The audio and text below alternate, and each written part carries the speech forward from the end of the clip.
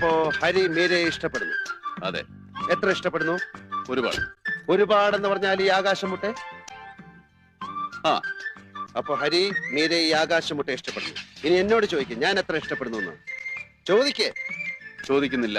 ആ ചോദിക്കുന്നില്ല. ഇയാളെന്താ ഒരുമാതിരി പിള്ളാരെ പോലെ? മീര അല്ലാതെ എന്റെ ജീവിതത്തിൽ വേറൊരു പെണ്ണില്ല. എന്റെ ജീവിതത്തിൽ. ഇന്നാ ഇതൊക്കെ ഒരു നിമിത്തം. അല്ലെങ്കിൽ ഇത്രയും കാലം വിവാഹത്തിന്റെ കാര്യം പോലും ഞാൻ ആലോചിക്കായിരുന്നു. എന്താ? പെണ്ണ് കിട്ടാത്തതുകൊണ്ട്. എനിക്കോ? എനിക്കോ? എന്താ വലിയ കാമദേവനാണെന്ന വിചാരം? ആ വിടവുള്ള പല്ലും മോണ കാട്ടിയുള്ള ചിരിയും ആനയെ വലിച്ചു കയറ്റാവുന്ന മൂക്കിന്റെ ദ്വാരവും പിന്നെ ത്രികോണ എന്നുള്ള നടപ്പും കണ്ട ഏത് പെണ്ണ് വരുമെന്നാ?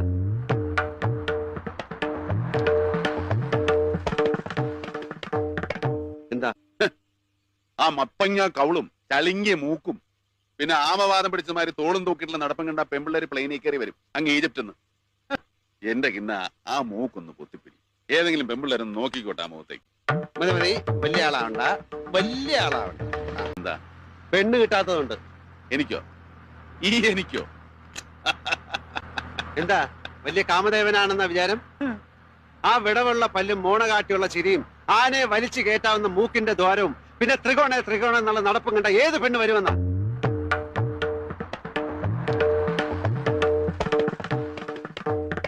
എന്താ?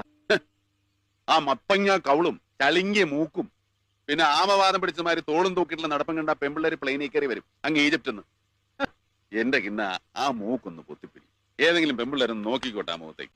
മതി മതി, വലിയ ആളാവണ്ട, വലിയ ആളാവണ്ട.